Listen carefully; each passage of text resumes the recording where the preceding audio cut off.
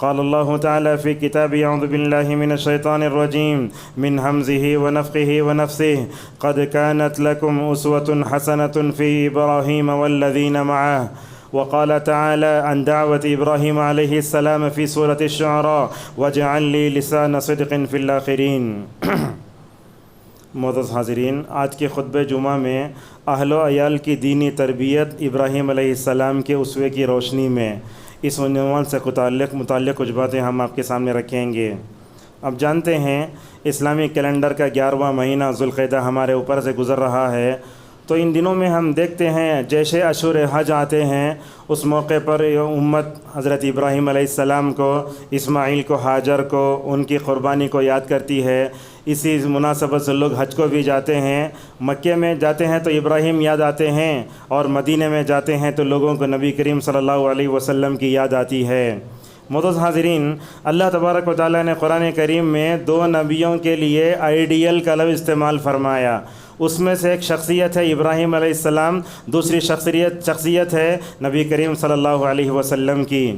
اللہ تبارک و تعالیٰ نے ابراہیم علیہ السلام کی پوری زندگی کو نمونہ بتاتے ہوئے کہا قد كانت لكم اسوة حسنة في ابراہیم والذین معه، کہا اے مومنوں کی جماعت، ابراہیم کی زندگی میں تمہارے لیے بہترین نمونہ ہے۔ ابراہیم کی پوری زندگی ہمارا نمونہ ہے، سوائے ایک بات کے انہوں نے اپنے باپ کے لیے مرنے کے بعد مغفرت کی دعا کی تھی۔ اس کو چھوڑ کر کے ماشاءاللہ ابراہیم کی زندگی ایسی ہے، اللہ تبارک و تعالیٰ نے رسول اکرم صلی اللہ علیہ وسلم سے کہا کہ آپ بھی ملت ابراہیمی کی پیروی کرو۔ یہ مضمون قرآن میں کئی جگہ آیا، کہا سورۃ النحل میں ثم اوحینا الیک ان اتبع ملت ابراہیم حنیفا۔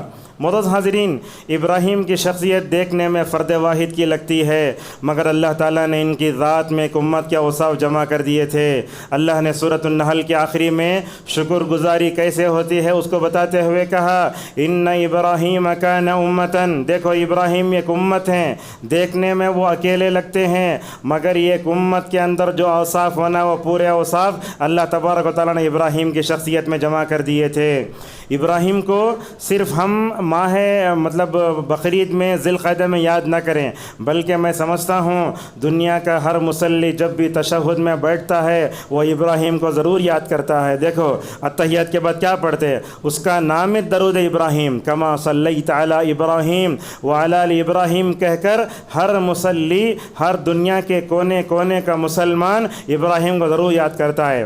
معزز حاضرین، سوال یہ ہے اللہ کے خلیل اولوالعزم پیغمبر ابو الانبیاء حضرت ابراہیم علیہ السلام کو بالآخر اتنا کیوں یاد کیا جاتا ہے؟ اس کی وجہ بھی قرآن نے بیان کی۔ سورہ شعراء میں اللہ نے کہا ابراہیم نے اپنی زندگی میں کئی دعائیں مانگی، اور یہ بات بھی نوٹ کرو آپ، پورے قرآن میں سب سے زیادہ جس نبی کی دعاؤں کا تذکرہ ہوا وہ ابراہیم علیہ السلام ہیں۔ اللہ تبارک و تعالیٰ نے ابراہیم کی کئی دعاؤں کو نقل کیا، اس میں سے ایک دعا یہ ہے وَاجْعَلْ لِي لِسَانَ صِدْقٍ فِي الْآخِرِينَ، اے اللہ میں دنیا میں رہوں یا نہ رہوں، اے اللہ تو میرا ذکر خیر چھوڑ دے۔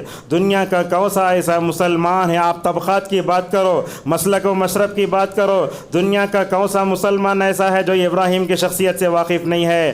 جیسے صحابہ میں سے ابو ہریرہ کی محبت، اور ابو ہریرہ کو دنیا کا ہر مسلمان جانتا ہے، اسی طریقے سے کما صلیت علی ابراہیم وعلی آل ابراہیم کہہ کر اللہ تبارک و تعالیٰ کی نبی صلی اللہ علیہ وسلم کو درود بتایا گیا۔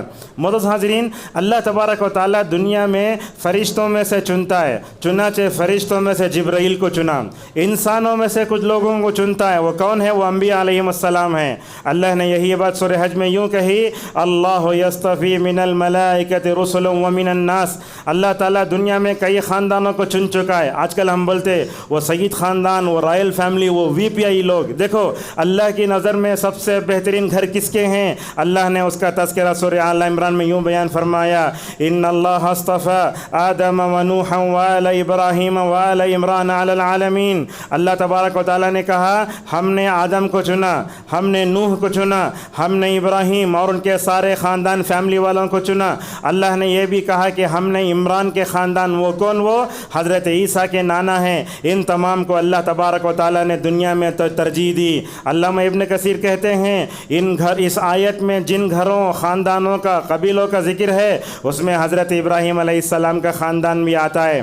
علامہ ابن کثیر کہتے ہیں وَاصْطَفَىٰ آلَ ابراہیم وَمِنْهُمْ سَيِّدُ الْبَشَرِ وَخَاتَمُ الْأَنْبِيَاءِ عَلَيْهِمُ الصَّلَاةُ وَالسَّلَامُ، ابراہیم کے خاندان والوں کو اور ابراہیم کی ذریت کو چننے اور سارے گھر والوں دوسرے سارے دنیا والوں پر ترجیح دینے کا مطلب یہ ہے اللہ تعالیٰ نے حضرت اسماعیل کی نسل سے ماشاءاللہ جو ہے نبی کریم صلی اللہ علیہ وسلم کو پیدا فرمایا۔ آپ صلی اللہ علیہ وسلم انسانوں کے سردار تھے، خاتم الانبیاء بھی تھے، بلکہ علامہ سعدی تو کہتے ہیں وَيَدْخُلُ فِي آلِ إِبْرَاهِيمَ جَمِيعُ الْأَنْبِيَاءِ الَّذِينَ بُعِثُوا مِن بَعْدِهِ، کہا علامہ سعدی رحمہ اللہ نے حضرت اسحاق کی ذریت سے لاکھوں انبیاء دنیا میں تشریف لائے، جتنے انبیاء دنیا میں تشریف لائے وہ سارے حضرت ابراہیم کے گھر والوں میں مکمل طور پر شمار ہوتے ہیں۔ یہ بات دیکھیے، یہ تو جو ہے نوٹ کرنے کا پوائنٹ ہے۔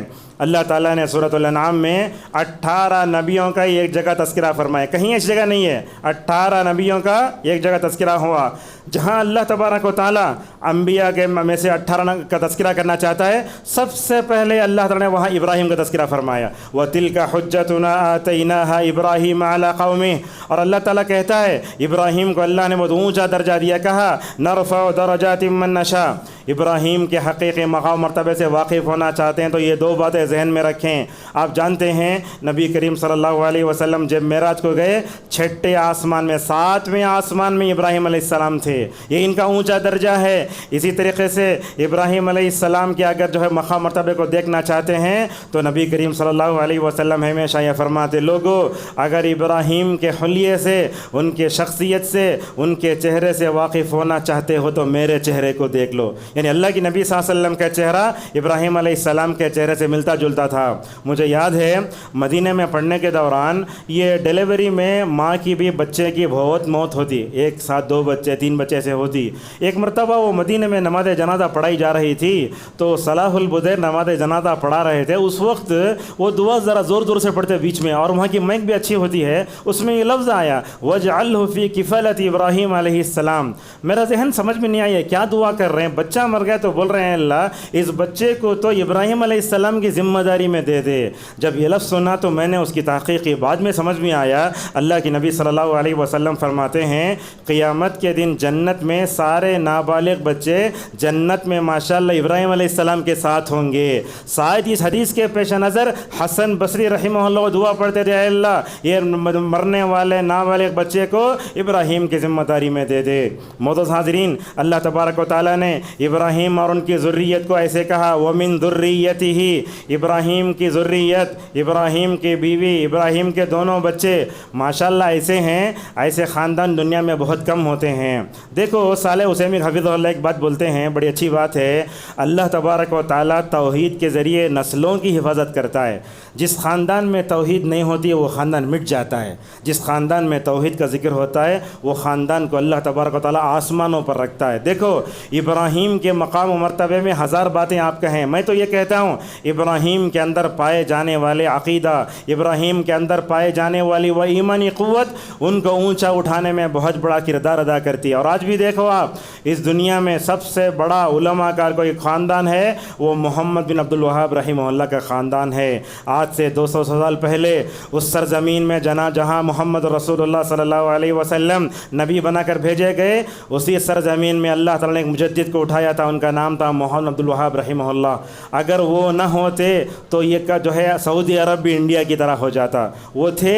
آج وہ سعودی عرب جو ہے کیسا ہے، نبی کے زمانے کا ہے، کہیں بھی آپ قبر جو ہے ایک بالش سے زیادہ دیکھ نہیں سکتے آپ، اور کہیں بھی جو ہے وہاں مردوں کو قبرستانوں سے ہٹ کر الگ دفن نہیں کرتے۔ میں آپ کو بتاتا ہوں، دیکھو یہ دنیا میں آج جتنی درگاہیں، آستانے، خانقاہیں موجود ہیں نا، اس کی وجہ بیان کرتے ہوئے علامہ ابن تیمیہ رحمہ اللہ کہتے ہیں اس کی وجہ یہ ہے کہ مردوں کو قبرستان سے ہٹا کر جب باہر دفن کرتے ہیں تو درگاہیں بنتی ہیں۔ لہٰذا مولانا عبد الوہاب رحمہ اللہ نے کیا کیا، بادشاہوں کو توحید پرست بنایا اور پورے جزیرۃ العرب سے قبر پرستی کا ایسے خاتمہ کیا جیسے نبی کریم صلی اللہ علیہ وسلم نے سعودی عرب ممالک کو جو ہے توحید کی طرف آئینے کی طرح بنا دیا تھا۔ لہٰذا آج بھی بولتے دنیا کا سب سے بڑا علماء کا خاندان ہے محمد عبد الوہاب رحمہ اللہ کا۔ آپ جانتے ہیں سعودی عرب میں اگر مفتی بننا بولا تو اسی خاندان کا ہونا، اور اس خاندان کو آل الشیخ کہتے ہیں۔ کہنے کا مطلب یہ ہے اللہ تبارک و تعالیٰ کیا کرتا ہے؟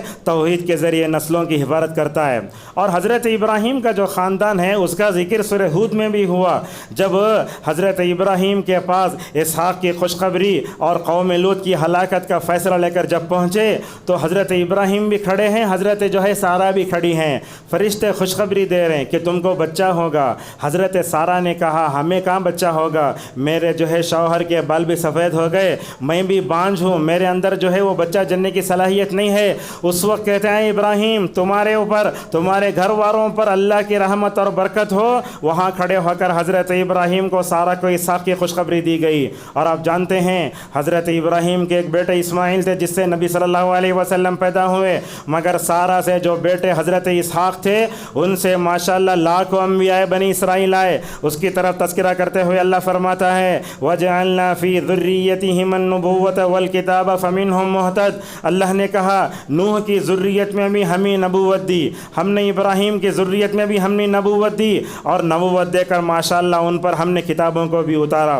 معزز حاضرین، حضرت ابراہیم کا خاندان اور ان کے آل اولاد کو ہمیشہ یاد رکھنا چاہیے۔ آپ دیکھو حضرت ابراہیم کی پوری فیملی کو دیکھ لو، آپ اچھے باپ بننا ہے ابراہیم کو فالو کرو، اچھے شوہر بننا ہے ابراہیم کو فالو کرو، اچھا بیٹا بننا ہے حضرت ابراہیم کو فالو کرو، اچھا نبی اور داعی بننا ہے ابراہیم کو فالو کرو، اچھا سسر بننا ہے ابراہیم کو فالو کرو۔ اور یہاں خواتین بھی ہیں، آج کل ہم دیکھتے ہیں ہمارے ماؤں کے ذہنوں کے وہ مطلب خانوں میں غلط قسم کے نمونے بیٹھے ہیں۔ آج ہماری خواتین کو ہاجر کون سارہ کون معلوم نہیں ہے۔ یاد رکھو اگر مرد ابراہیم بن جائے، عورت حضرت ہاجر اور سارہ بن جائے، سمجھ جاؤ ان دونوں سے ماشاءاللہ اللہ کی اطاعت کرنے والے وفاشیار بچے حضرت اسماعیل کی طرح پیدا ہو سکتے ہیں۔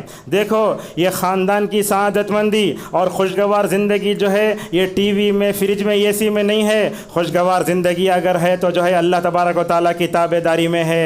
حضرت ابراہیم کے اندر اللہ کی اطاعت کرنے کا جذبہ، حضرت ہاجر اور سارہ کے اندر بھی اللہ کی اطاعت کرنے کا جذبہ، اور حضرت اسحاق اور حضرت اسماعیل علیہ السلام کے اندر بھی اللہ تبارک و تعالیٰ کے سامنے جھکنے کا جذبہ ایک ہی رات میں پیدا نہیں ہوا، بلکہ میں سمجھتا ہوں جب ماں باپ اللہ کے سامنے جھکے رہتے ہیں اللہ تعالیٰ بچوں کے دلوں کو بھی جھکا دیتا ہے۔ آج کل دیکھو میرے اور آپ کے اندر، ماؤں کے اندر، ماں باپ کے اندر اللہ کی تابع داری کا مادہ نہیں ہے، اسی لیے ہم اپنے بچوں کی صحیح تربیت نہیں کر سکتے۔ ابراہیم کو دیکھو کیسے ہیں، ابراہیم قدم قدم پر اللہ کی اطاعت کرنے والے، کہا ان ابراہیم کان امۃ قانتا للہ حنیفا، کہا ابراہیم علیہ السلام دیکھنے میں فرد واحد مگر ایک امت کے اوصاف پانے والے تھے، اور کہا ابراہیم کی پہلی صفت یہ ہے کہ اللہ کی اطاعت کرنے والے، اور معمولی اطاعت کرنے والے نہیں۔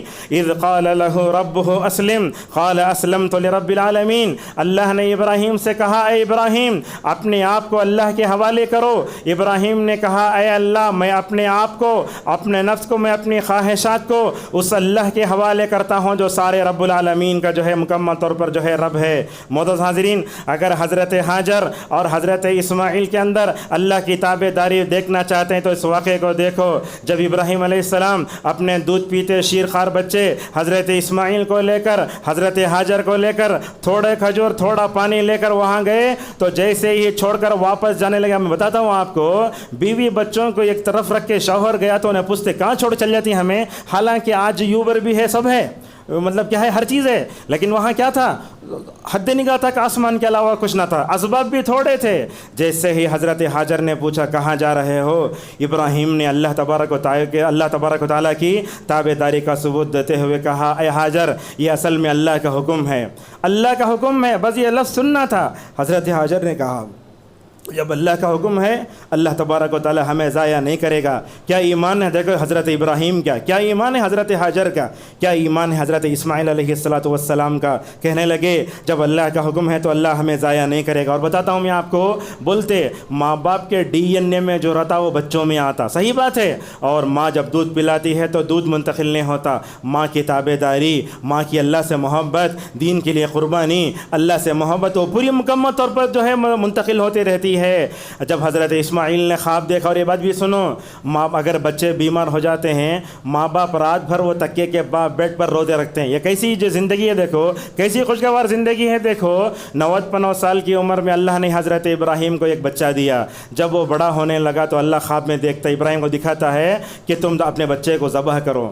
اگر آج کل کوئی ایسا خواب دیکھ رہا نہ بولیں گے دلندر خواب یہ ایسا بولنا جیسا بولیں گے لوگ یہ، مگر ابراہیم نے خواب دیکھا تو اپنے بچے سے کیا کہا، انی ارا فی المنام انی اذبحک فانظر ماذا تری. کہنے لگے ابراہیم علیہ السلام اپنے بیٹے اسماعیل سے، بیٹے میں خواب دیکھا ہوں، میں تم کو ذبح کرتے ہوئے دیکھتا ہوں. اور انبیاء کا خواب مکمل طور پر سچا ہوتا ہے. دیکھو تابع داری کیسی حضرت ابراہیم کی، اسماعیل کی تابع داری کیسی ہے. دیکھو کہنے لگے یا ابت افعل ما تؤمر، اے ابا جان اللہ نے آپ کو جو حکم دیا اس کو کر گزریے. ان ستجدنی ان شاء اللہ من الصابرین. کیا کریں گے، جو ہے آپ مجھے صبر کرنے والوں میں سے پائیں گے. تو ابراہیم کے اندر اللہ کے سامنے جھکنے کا جو جذبہ آیا وہ ڈی این اے میں تھا. اللہ نے حضرت اسماعیل کے اندر وہ تابع داری رکھی. خواب دیکھنے کے بعد حضرت ابراہیم علیہ السلام اپنے بیٹے کو لے کر مینا کو جاتے ہیں ذبح کرنے کے لیے. اللہ اکبر، وہ کیا وقت رہا ہوگا. ابراہیم علیہ السلام اور اپنے اسماعیل علیہ السلام کو بیٹے کو لے کر جاتے ہیں. شیطان راستے میں آتا ہے. وہ جہاں حاجی کنکریاں مارتے نا وہاں 3 جگہ شیطان نے حضرت ابراہیم کو جو ہے اللہ کی محبت میں شکوک و شبہات پیدا کرنے کی کوشش کی. ڈاکٹر ضیاء الرحمن اعظمی عمری مدنی رحمہ اللہ یہ حدیث لاتے ہیں نسائی کی، اسے بتاتے ہیں حضرت ابراہیم علیہ السلام وہاں سے لے کر گزرے تو شیطان آیا، اللہ اکبر لے کر کنکری ماری. روایتوں میں آتا ہے کہ وہ سینے تک مکمل تو زمین میں دھس گیا. کیا بول رہا ہے شیطان، اتنے امنگوں کے بعد یہ بچہ پیدا ہوا، اللہ کے حکم کو اس پر اس کو قربان دے کر لے جا رہے ہیں، اللہ کی محبت میں رکاوٹ ڈال رہا ہے شیطان. مگر ابراہیم خلیل تھے اور خلیل اسے بولتے جس کے دل میں اللہ کے علاوہ کسی اور کی محبت نہ ہو. ذرہ اور آگے بڑھے وہاں بھی آیا حضرت ابراہیم علیہ السلام نے پھر اللہ اکبر کہہ کر کنکریاں ماری. 2 مرتبہ ہوا، تیسرا مرتبہ ہوا. بہرحال اس واقعے سے بتانا یہ ہے حاجی کنکری مارتے ایک طرف عبادت ہے، مگر وہاں اسے سوچنا چاہیے جیسے شیطان نے ابراہیم کو نہیں چھوڑا وہ کیسے نبی کریم صلی اللہ علیہ وسلم کی امت کو چھوڑ سکتا ہے. تو اس طریقے سے حضرت ابراہیم علیہ السلام کے اندر بھی اللہ کی تابع داری، بچوں کے اندر بھی اللہ کی تابع داری اور بیوی کے اندر بھی اللہ کی تابع داری. اللہ فرماتا ہے فلما اسلم وتلہ للجبین، جیسے ہی حضرت ابراہیم علیہ السلام اسماعیل علیہ السلام دونوں اللہ کے سامنے جھک گئے اور پیشانی پر چت لٹا کر جو ہے لکھا، اللہ نے کہا ابراہیم تم نے اپنا خواب سچ کر دکھایا. معزز حاضرین آج کل بھی ہم دیکھتے ہیں ہمارے بچوں کے اندر بھی حد درجہ نافرمانی. آپ علماء کی بات کرو، جاہلوں کی بات کرو، ہر گھر میں پائے جانے والے بچے ماں باپ یہ کہتے ہیں ہمارے بچے ہماری بات نہیں مانتے.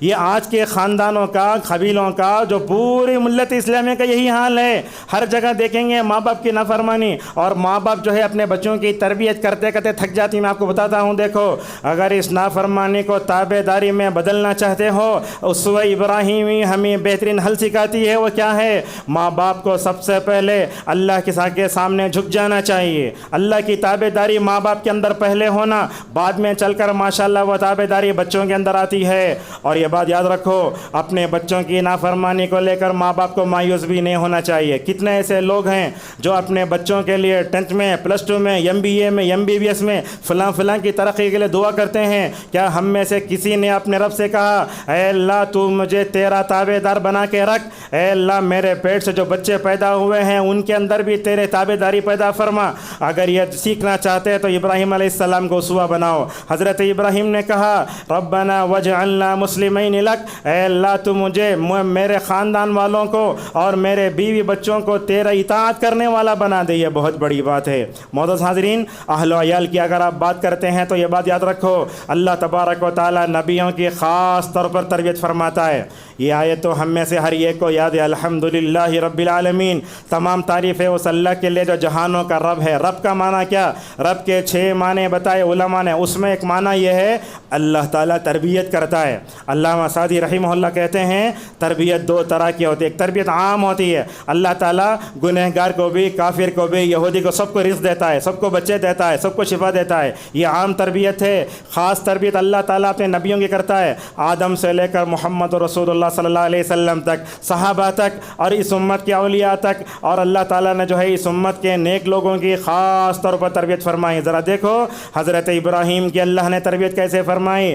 کفریہ مشرکانہ ماحول میں پیدا ہوئے، اپنے عقیدے کی حفاظت کرنا بڑا مشکل تھا. یہ بات یاد رکھو, اگر کوئی آدمی مسلم ممالک میں رہ کر اپنی عقیدے کی حفاظت کر لے کوئی کمال کی بات نہیں ہے. ایسے ملک میں جہاں ہر کنکر شنکر, جہاں 33 کروڑ خدا کی عبادت ہوتی ہے, ایسے کافرانہ مشرکانہ ماحول میں رہ کر اپنی عقیدہ و توحید کی حفاظت کرنا یہ بہت بڑی بات ہے. ابراہیم کون تھے؟ ابراہیم کا والد جو تھا آزر, بعض لوگ بولتے چچا, لیکن اصل میں باپ ہی وہ خود بڑا پنڈت تھا. کتنے مرتبہ حضرت ابراہیم کے عقیدے کو بدلنے کی کوشش کی.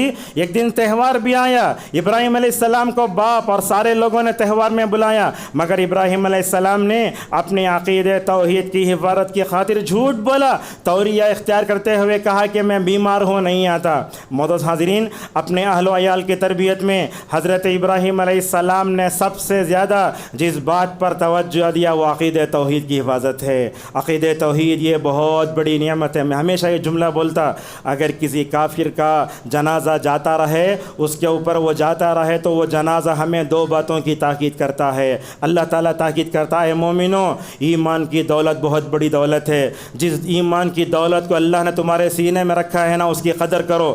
اور وہ کافر کا جنازہ ہمیں یہ تعلیم بھی دیتا ہے, اللہ تعالیٰ نے تم کو امت اجابت بنا کر بھیجا تھا, دعوت دینے کے لیے بھیجا تھا. اگر تم دعوت کا کام کرتے یہ آدمی حالت کفر میں نہیں مرتا. تو اس طریقے سے ہمیں اپنے عقیدے توحید کی حفاظت. اور یہ بات یاد رکھو, ہمیں جتنا بڑا بنگلہ بھی ہو, ہمارے پاس اچھی دکان بھی ہو, ہمارے پاس جو ہے بہت کچھ ہو, یاد رکھو یہ سب ساری چیزیں ایک طرف, مگر ایمان اور عقیدے کی دولت اور یہ سرمایہ بڑا بہترین سرمایہ ہے. اور عقیدہ توحید کی اس نعمت کو پا کر اللہ کا ہمیں شکر بھی ادا کرنا چاہیے. اللہ نے کہا بل اللہ فاعبد وکن من الشاکرین. جیسے بتایا میں, ابراہیم علیہ السلام بھی اپنے بچوں کے عقیدے کے توحید بڑے حفاظت کرنے لگے. دیکھو, ایک اولوالعزم پیغمبر اپنے بچوں کے عقیدے کی حفاظت کے لیے دعا مانگتا ہے, کہتا ہے وَجُنُبْنِي وَبَنِيَّ أَن نَعْبُدَ الْأَصْنَامَ, اے اللہ تو مجھے, حالانکہ اولوالعزم پیغمبر کہتے ہیں اے اللہ تو مجھے اور میرے بچوں کو بتوں کی عبادت سے بچا لے.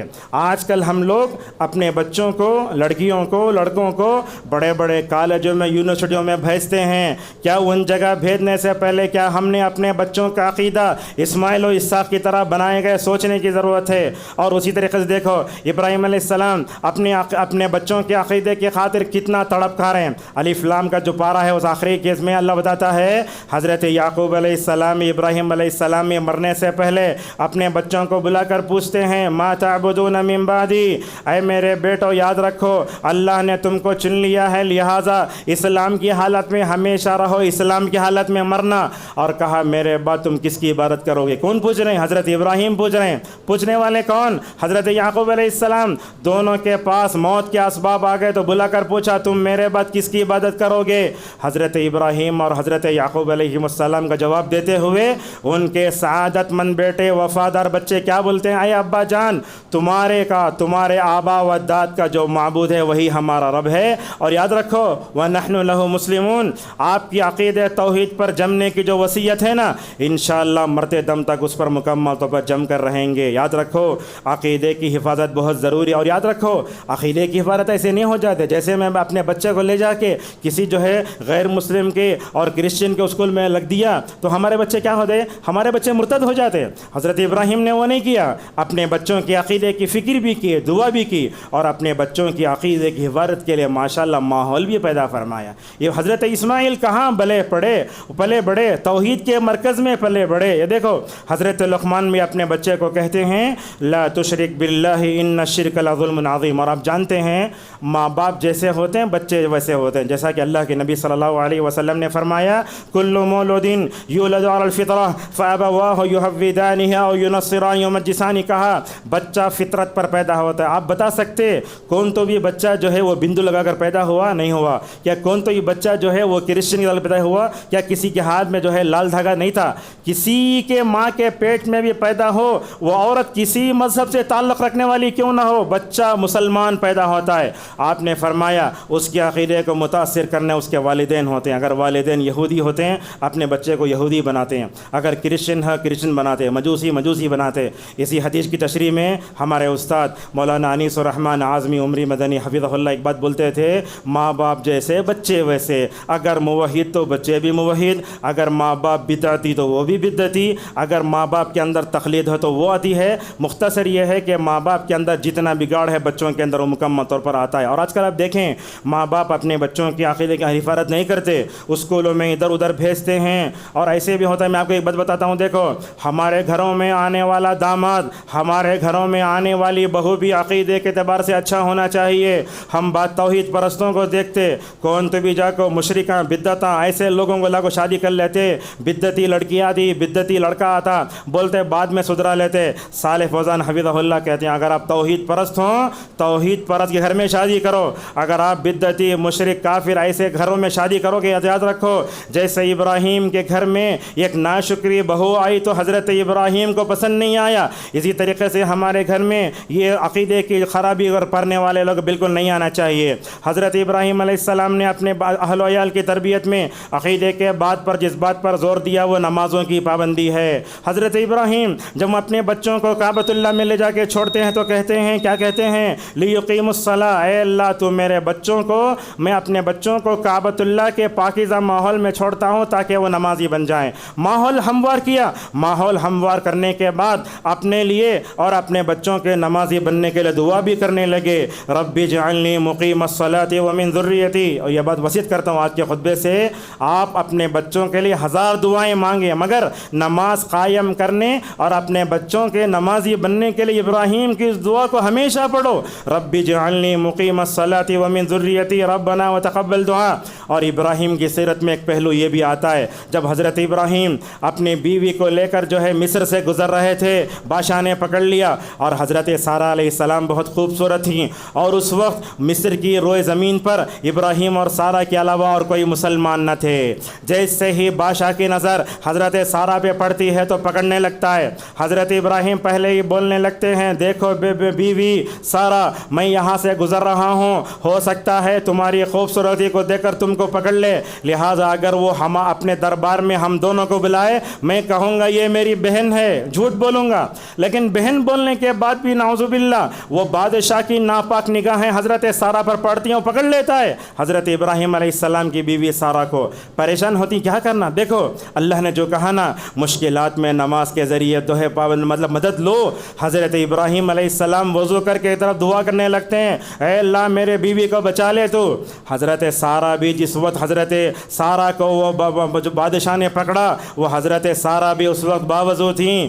حضرت سارہ بولتی اے اللہ یہ بادشاہ میرے ساتھ برائی کرنے آ رہا ہے، جب وہ میرے ہاتھ کو پکڑنے آتا ہے اللہ اس کے ہاتھ کو شل کر دے۔ اللہ اکبر۔ ایک طرف شوہر دعائیں کر کے اپنی بیوی کی حفاظت کے لیے دعائیں کر رہا ہے، دوسری طرف حضرت سارہ بھی باوضو ہو کر دعائیں کر رہے ہیں۔ حضرت سارہ کہتی ہیں جیسے ہی وہ پکڑنے آتا ہاتھ چھل ہو کر نیچے گر جاتا، 2 مرتبہ ہوا، 3 مرتبہ ہوا، حضرت سارہ کو اللہ نے بچا لیا۔ کہنے کی بات یہ ہے، یہ نمازوں کی پابندی جس خاندانوں میں ہوتی ہے وہ خاندان پھلتے پھولتے بہترین رہتے ہیں۔ اسی بنگلور کی بات ہے، تقریباً آج سے 10-15 سال پہلے ایک ڈاکٹروں کی فیملی ایک رات میں پورے سوسائڈ کر لے کو مر گیا۔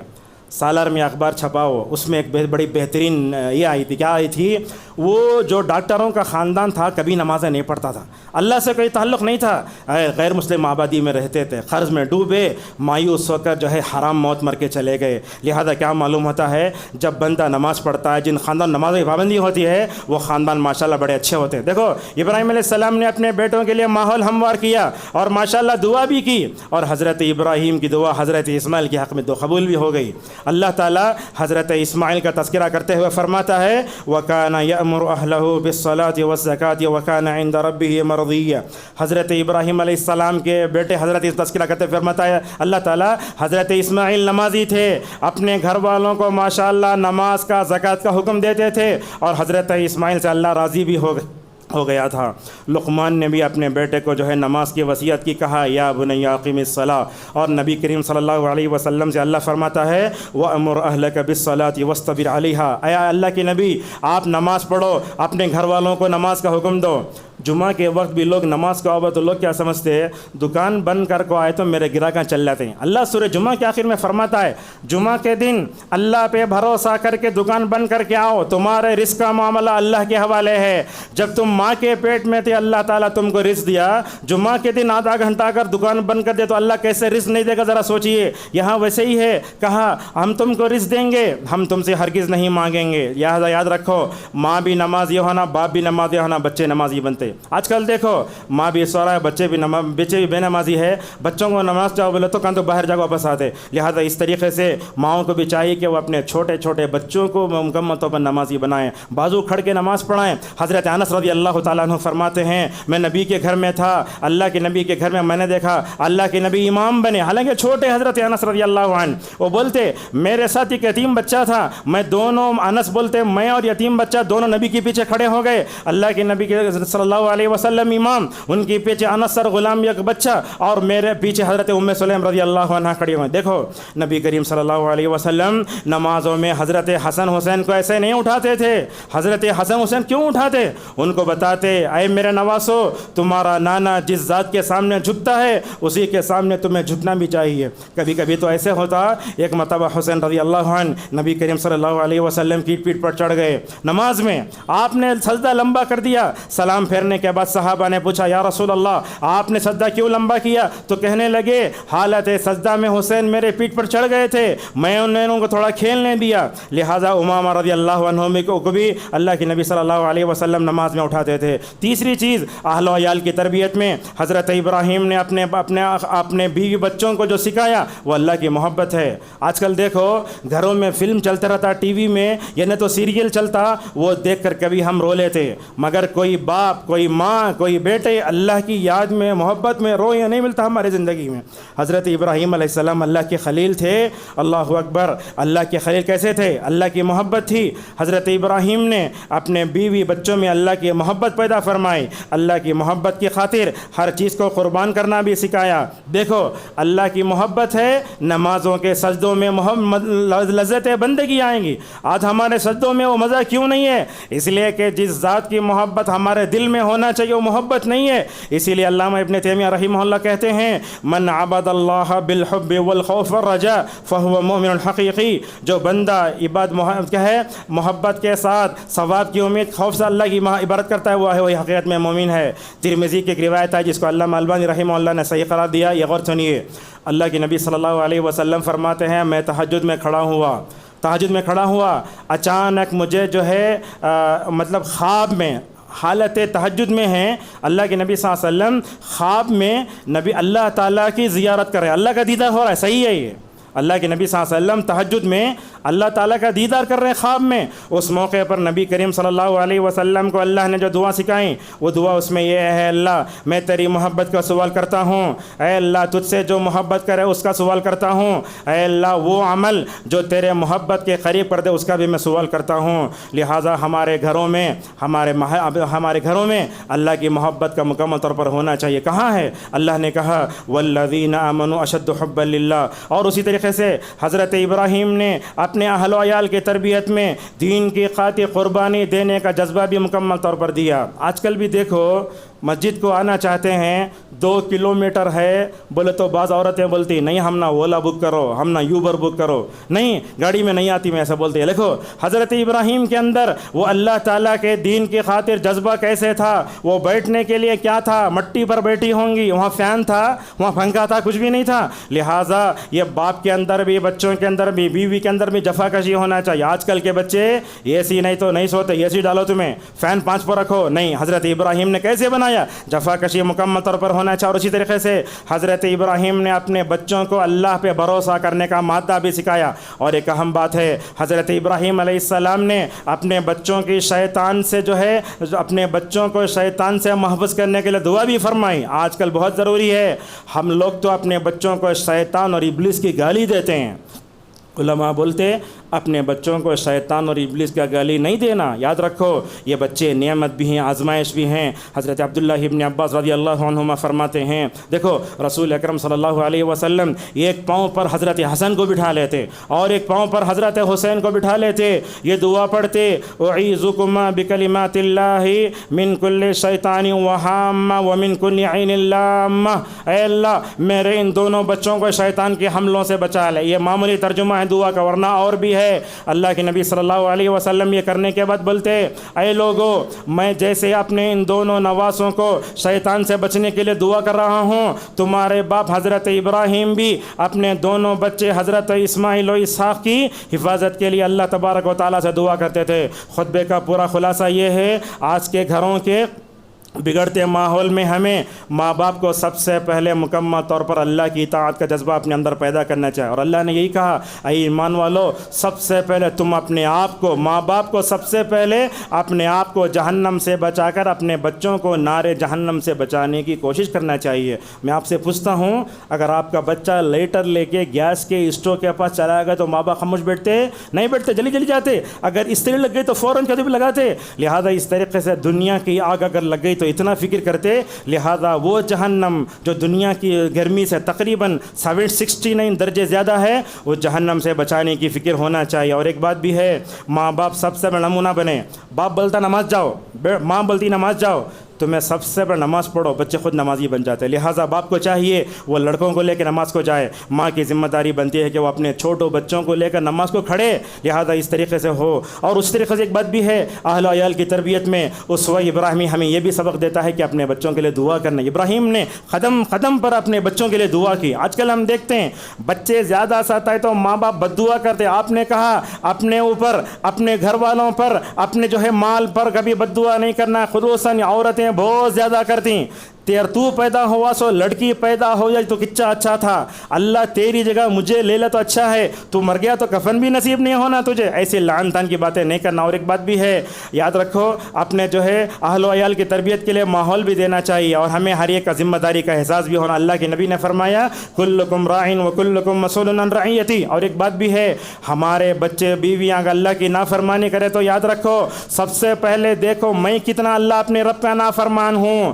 جب تک ماں باپ کے اندر تابع داری کا جذبہ پیدا نہیں ہوتا، بچوں کے اندر نہیں آتا۔ بلکہ بعض علماء یہ بولتے جب میں اللہ کی نافرمانی کرنے لگتا ہوں، میں اپنے بیوی میں اس کا اثر دیکھتا ہوں۔ اللہ اکبر۔ جب میں اپنے اللہ کی نافرمانی کرتا ہوں تو اس کا اثر کبھی مجھے اپنے جانور میں نظر آتا ہے۔ اس طریقے سے تابع داری ہونا چاہیے۔ اور یاد رکھو اپنے بیوی بچوں سے کوئی بھی پریشان ہے اسے دو کام کرنا چاہیے۔ وہ کیا ہے؟ تہجد میں اٹھ کر اپنے بیوی بچوں کی اصلاح کے لیے دعا کرو، ربنا هب لنا من ازواجنا وذریاتنا قرۃ اعین واجعلنا للمتقین اماما۔ اور اسوہ ابراہیمی ہمیں یہ بھی دیتا ہے پیغام، کیا بولے تو اپنے بیوی بچوں کے لیے انسان کو تڑپ جانا چاہیے۔ اگر آپ کا بچہ روحانی طور پر بھی جسمانی طور پر بیمار ہوا فوراً جا کے ایڈمٹ کرتے، لیکن اپنے بچوں کی روحانی بیماریوں پر ہمیں زور نہیں دیتے۔ اور بتاتا ہوں میں، سوشل میڈیا کی وجہ سے ماں باپ کے اندر بچوں کی تربیت کا یہ جو ہے ختم ہو گیا۔ آپ دیکھتے ہیں باپ کے ہاتھ میں موبائل، ماں کے ہاتھ میں موبائل، دونوں ترس رہے بچے، امی چائے دو، امی پانی دو، کہاں ہے؟ کچھ بھی نہیں ہے۔ یہ حال ہے بچوں کی تربیت سے اس موبائل نے ہمیں ہٹا دیا ہے۔ اور اسی طریقے سے ہمیں ان طرح کے جو ہے نمونوں کا بار بار تذکرہ کرتے رہنا چاہیے۔ اور دیکھو حضرت ابراہیم کا تذکرہ کما صلی تعالیٰ ابراہیم وعلی ابراہیم کہہ کر ہمیں جو کرتے نا، مکمل طور پر ہمیں کرتے رہنا چاہیے۔ اور آگے خطب آپ کو مختلف باتیں بتائیں گے۔ اسی بات پر اپنی بات کو ختم کرتے ہوئے اللہ تبارک و تعالیٰ سے دعا کرتے ہیں، اللہ تعالیٰ ہم سب کو ابراہیم علیہ السلام کے نقش قدم پر چل کر زندگی گزارنے کی توفیق عطا فرمائے۔ اللہ تعالی ہم سب کو ابراہیم جیسے اپنے بیوی بچوں کی اہل و عیال کی تربیت کے لیے تڑپتے تھے، اللہ وہ جذبے تڑپ جو ہے اللہ تعالی ہمارے اندر ہی پیدا فرمائے۔ اللہ تعالی ہماری بیویوں کو حضرت سارہ اور ہاجر کی طرح بنائے۔ اللہ تعالی ہمارے بچوں کو حضرت اسحاق اور حضرت اسحاق اور اسماعیل کی طرح بنائے۔ اللہ تعالی ہم سب کو ابراہیم علیہ السلام کی زندگی کے جو ہے اسباق ہیں ان پر غور کرنے کی ہم سب کو توفیق عطا فرمائے۔ اللہ تعالی ہم سب کو اپنے بیوی بچوں کی دینی تربیت کرنے توفیق عطا فرمائے۔ اللہ تعالی ہمارے اندر تابعداری پیدا فرمائے۔ اللہ تعالی ہمارے بیوی بچوں کو بھی اللہ کی اطاعت کے سامنے جھکنے کی توفیق عطا فرمائے۔ وآخر دعوانا الحمدللہ۔